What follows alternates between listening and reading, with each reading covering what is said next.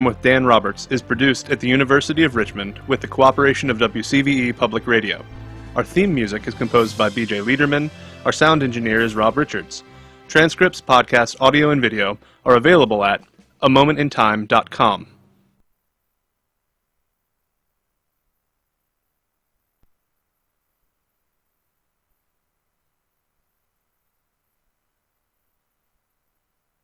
KSJE is supported by San Juan Regional Medical Center, here for you, providing safe, quality care. Stay informed on the COVID-19 developments to protect yourself and your loved ones at sanjuanregional.com or the COVID-19 information line at 505-516-0938 or 888-949-5387. San Juan Regional Medical Center, caring for the Four Corners since 1910.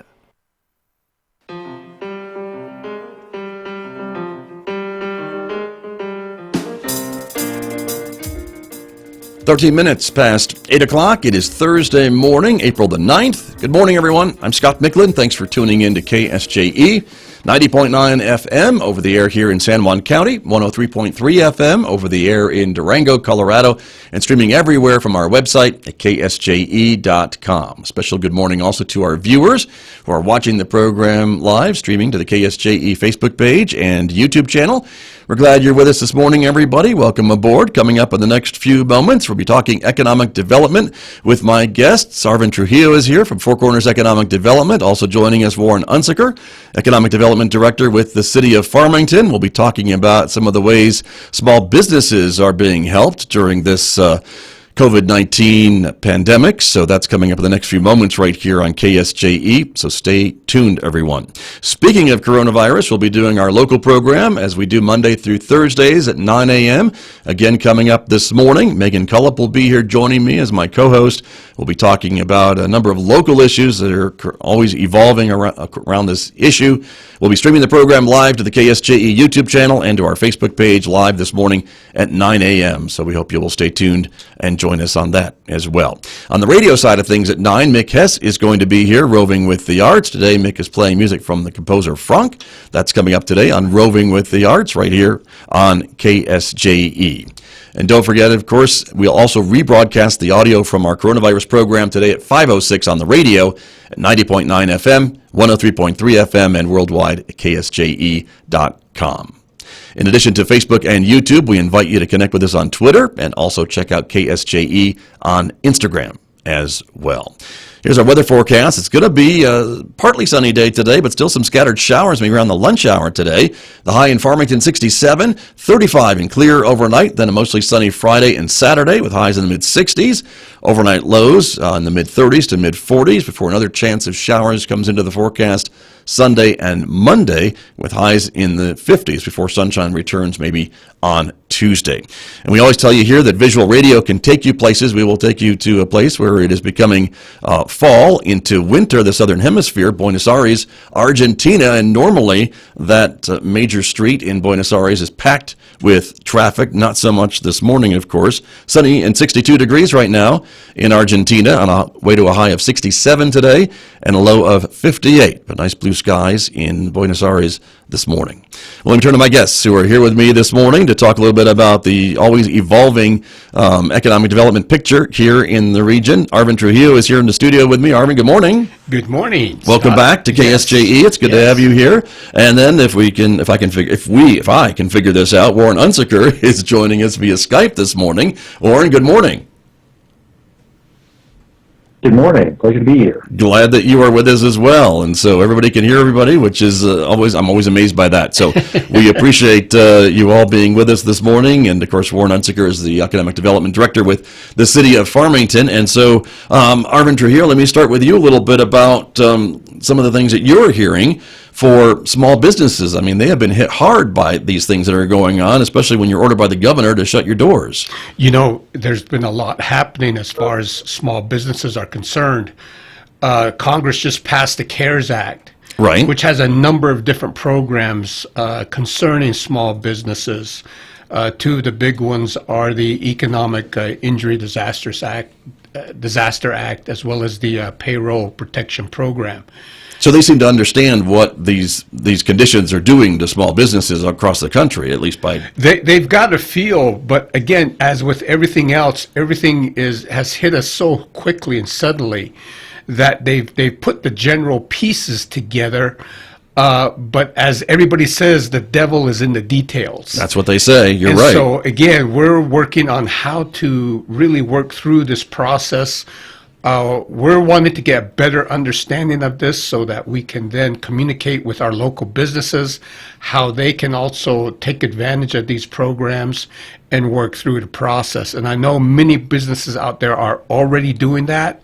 They're working hard, reading through all the different documentation in place, the legislation, and trying to work through those application processes. Sure. Well, if it's from the federal government, it's got to be very clear and drawn out, and you can see exactly what you need to do if it's from the federal government. Warren Unsicker, what about what you're hearing in the city of Farmington? I know a lot of small businesses certainly have been impacted by these shutdown orders as being deemed non-essential by the governor.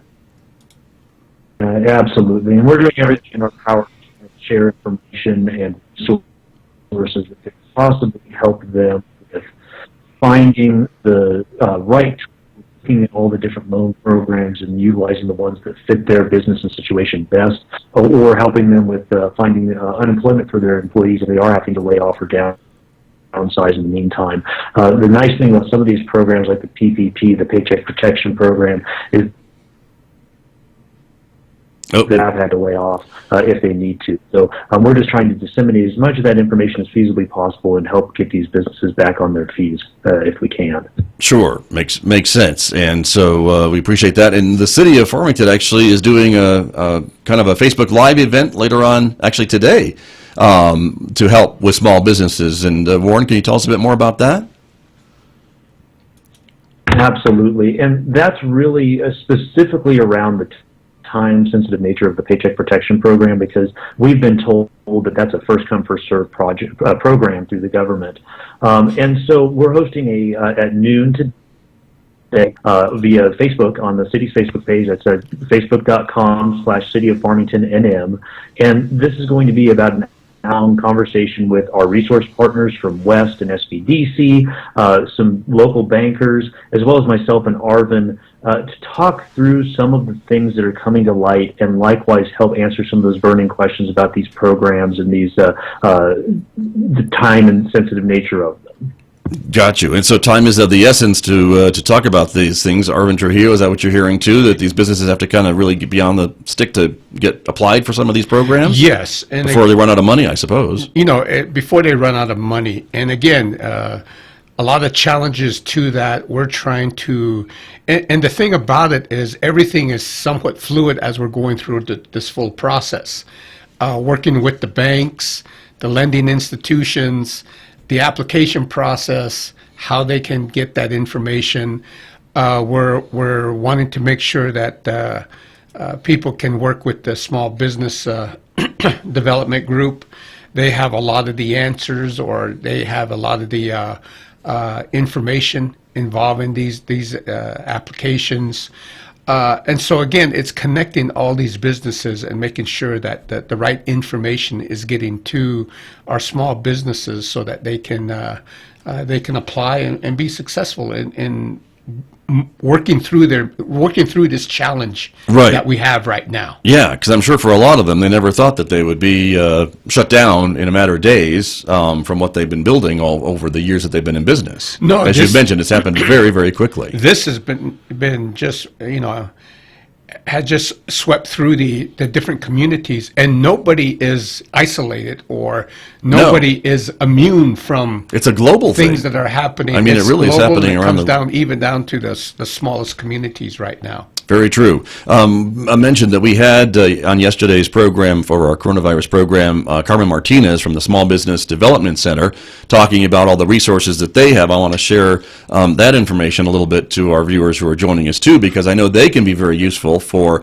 business owners who have questions about their business or some of these programs that are available. Their number here is 566-3528, and I know you both gentlemen have been working with that organization as well. Yes, and in fact, Carmen's going to be one of the individuals who will be a part of our our Facebook presentation, giving information out, and just letting folks know where they can come to for information and for assistance. Very good. Warren Unsicker, let me turn back to you a little bit about, again, working with the SBDC. They've got a lot of resources at their fingertips too, don't they, to help these folks who maybe don't know where to turn these days?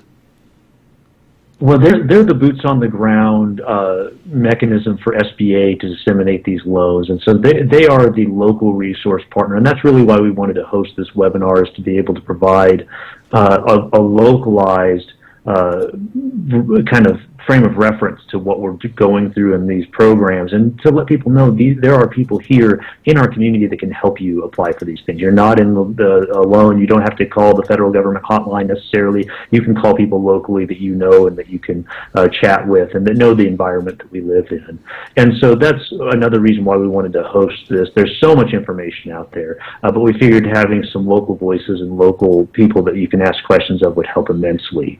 And the difference with this Paycheck Protection Program is, unlike the EIDL, the Economic Injury Disaster Loan that goes straight through the SBA, the Paycheck Protection Program relies on local banks. And so we a few local bankers that are going to join us on that call to just share how they're dealing with this as well. And so it is kind of nice to be able to deal with your local institutions that you are familiar with, already have banking relationships with, makes it that much easier. So that's really what we're going to be talking about. And just to share again, that there's so many resources here locally to help people. That's great. But again, time is of the essence, and that's why you're doing this so quickly today. Noon to 1. Again, it is Facebook Live, so if you can get on the City of Farmington's Facebook page, you will see the live conversation, just like we're doing here on KSJE's Facebook page.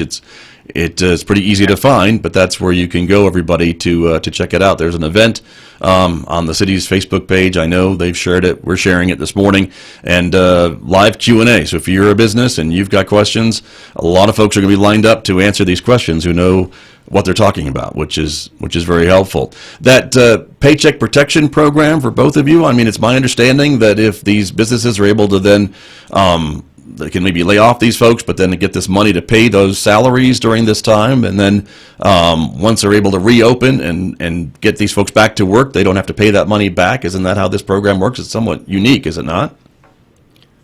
It is very unique, and it is basically a mechanism to try and hire back or keep people employed during this trying time. It provides up to 8 weeks of payroll for that time up until, I believe, June 30th. And so it's to really bridge this gap and help people get through this trying time as everyone's sheltering in place and businesses are having to operate in very different ways to be able to sustain themselves, to provide that capability for them to be able to keep people hired on or to hire back people they've laid off.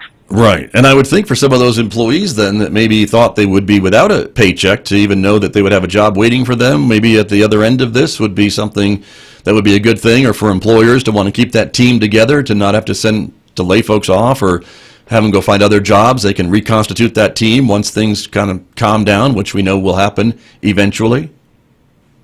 Yeah, that really adds to that ability to keep those employees in place. Also, looking at once things begin to open up, allowing to have that capability of looking at getting things reestablished with the economy and getting things rolling again. And the big piece to it is, as you look at employment, there are other things that that can be done within certain businesses in terms of preparing for those openings, repairing equipment, cleaning and sanitizing your work areas and getting everything ready. I mean, there are a number of other areas where the employees could be utilized, even though your doors are shut. Right. That's true. That's a very good point. And I know that even though things are uncertain and they're changing day by day and minute by minute, but with a program like this that does have an end date, I guess there's an idea that if things still aren't resolved by that date in June or so, Warren Unsicker or Arvin Trujillo, that this could be extended with another stimulus bill or whatever. If you're in the program, it's probably better to be in it than being on the outside looking in. And if it gets extended, then you're already in it and you're good to go. Is that the idea, maybe? Yeah. In theory, yeah. And again, I don't want you either one of you have to predict what the federal government will do, but yeah. Right. But no, I mean, even just talking with some folks yesterday, they said, we just got word that we're going to be getting on a call this morning to learn more about some of these programs. And they are looking at expanding it because they have heard that businesses are already, overwhelming the system to a degree with requests. And so the federal government knows they have a problem and that they need to keep pushing hard to sustain these businesses, especially as they continue to expand certain orders. So we are hopeful to see more programs like this come, or expansions of these programs over time, but better to be in the queue now than to wait until the next round comes around and then jump in that queue. So again, like you mentioned, it's better to be in the front. Yeah, I would think so. Very, very true. And Arvin, same thing. You're hearing the same thing, are you not? Well, again, everything that Warren is saying is correct. We're moving through this as we learn things every day, and the federal government is learning things every day, and they're trying to make modifications as they go through this whole process. And so, given that fluidity of the program, everybody's trying to keep up with each other. We're seeing different areas that need to be addressed, and how do we address it? Can we make modifications in order to meet those other needs? We're looking now at tomorrow with the sole proprietors coming into the process and bringing their applications in. And again, there's a number of questions as to how that's going to happen, who's eligible, how do you do these types of things. And so again, Warren and I are working together, and I'd like to commend the city of Farmington for really bringing these resources together. And we at Force said we're working on bringing the county together and utilizing the capabilities. And right now, Farmington has those capabilities for us to get this information out.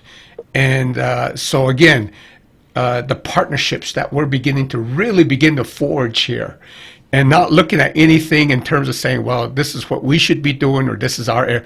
We're looking at this as the full San Juan County area, and eventually we're going to be looking at this as the Four Corners area, because Southwest Colorado is doing the same thing. They've got a similar response team up there, but they're interested also in partnering with us to begin to look at this from a Four Corners regional aspect.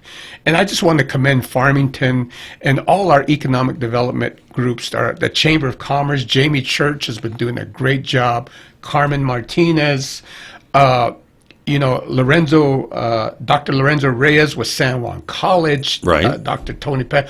All of these folks, we've all been coming together to figure out how do we best help this region. And so again, that's been a real uplifting portion of this whole effort, is that nobody is here alone. Everybody's here to support one another, and that's to be really commended. Well, and those of us that live here appreciate all of you folks all working well together. And Warren, again, kudos to the city of Farmington and really everyone for getting on the same page here, right?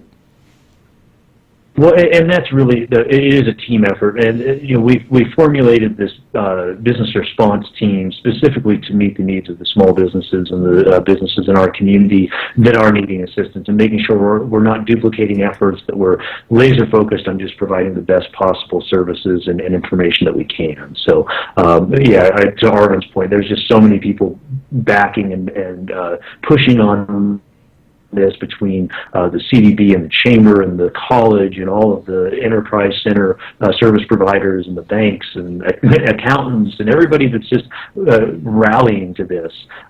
We've got a lot of great people working on this, and again, we've got some good people getting the word out too in our PIOs, both at the city and the county. So we're just going to keep pushing on this and keep pushing out the information. So stay tuned. As we find out more information, we'll share it, and we'll keep pumping out in all those different channels.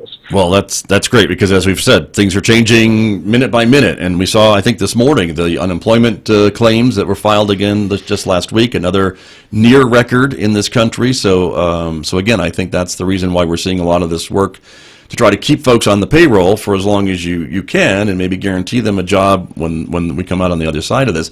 But Arvin Trujillo, you mentioned this new thing that came out from the state for sole proprietors, I think, and things like that, and that's another new thing that the state is pushing out. And what was like $750 per person, or Warren, you're familiar with that? Yes, and Arvin, this came out very quickly, and unfortunately, we've been seeing the internet getting broken a lot lately.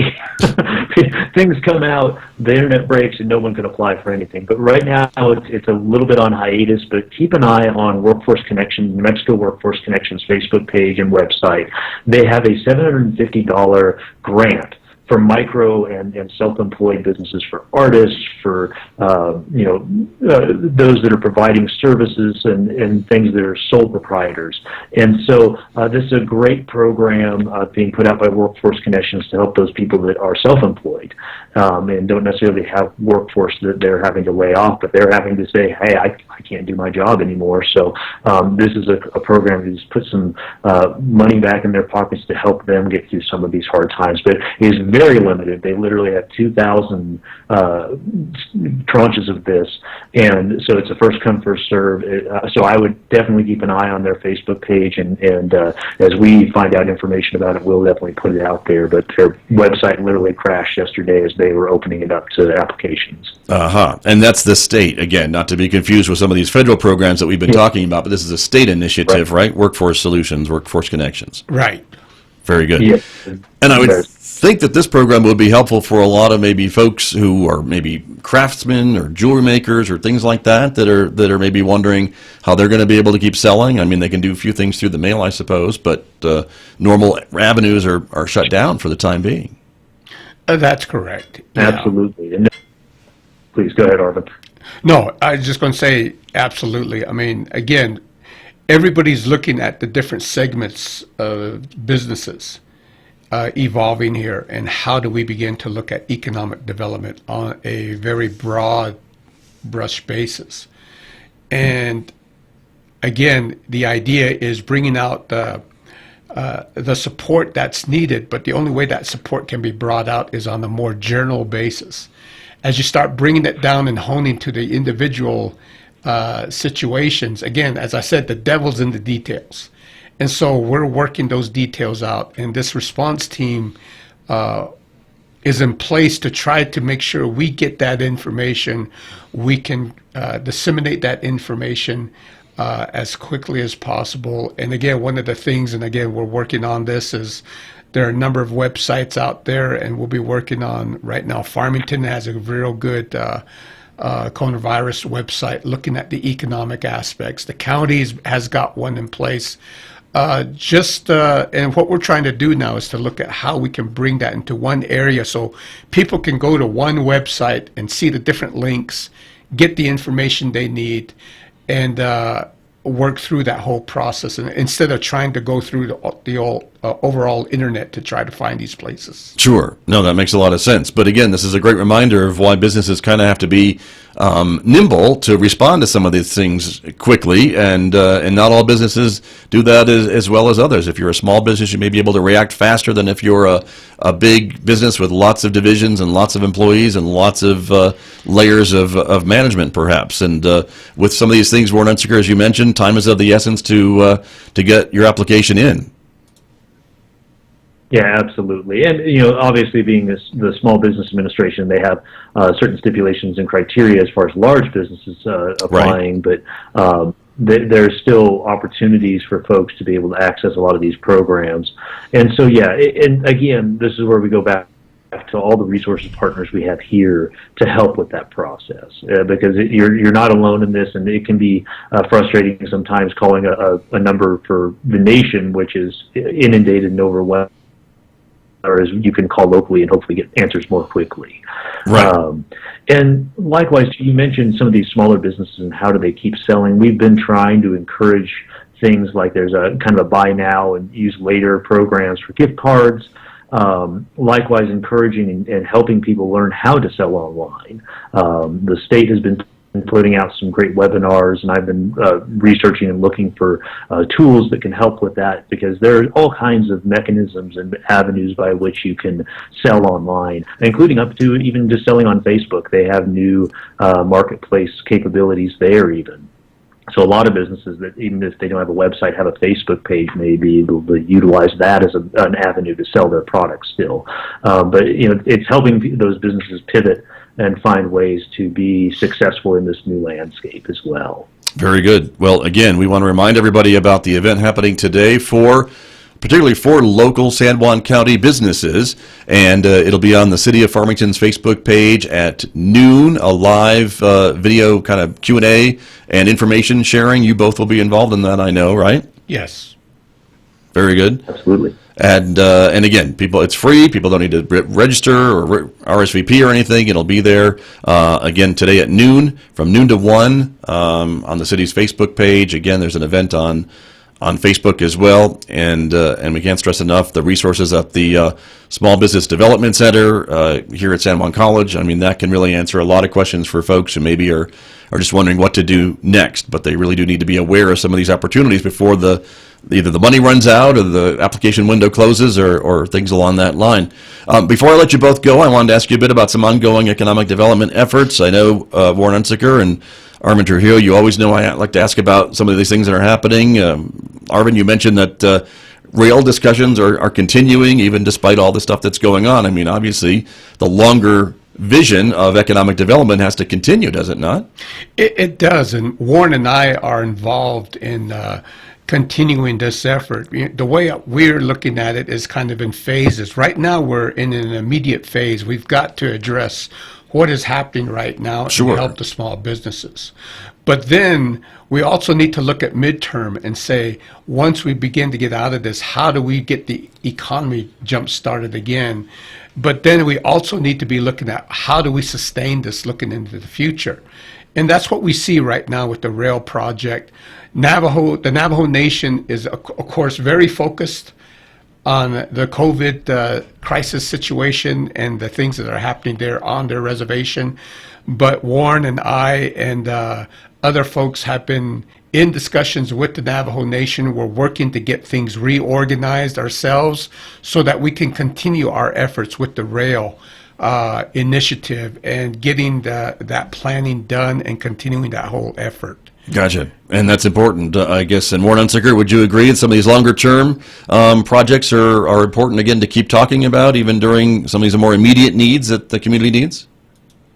Absolutely. It's imperative that we keep trying to grow the economy while we're trying to also sustain the economy. And so we're still continuing to look at outdoor recreation businesses, agriculture, responding to state requests for proposals, and looking at some of these longer-term projects like rail that could help not only reinvigorate existing businesses but attract new businesses. And so those remain important and things that are on our radar and in our purview, but as Arvin mentioned, we are likewise in a response mode to business retention and expansion right now with this COVID-19 crisis. Certainly. Well, it makes sense to me.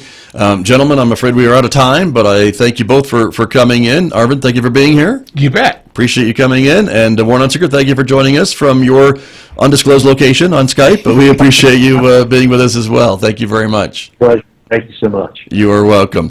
My guests here on KSJE speaking about economic development, Arvin Trujillo and Warren Unsicker here on KSJE. And I'll be back with more, everyone, in just a moment. The time right now is 8:40.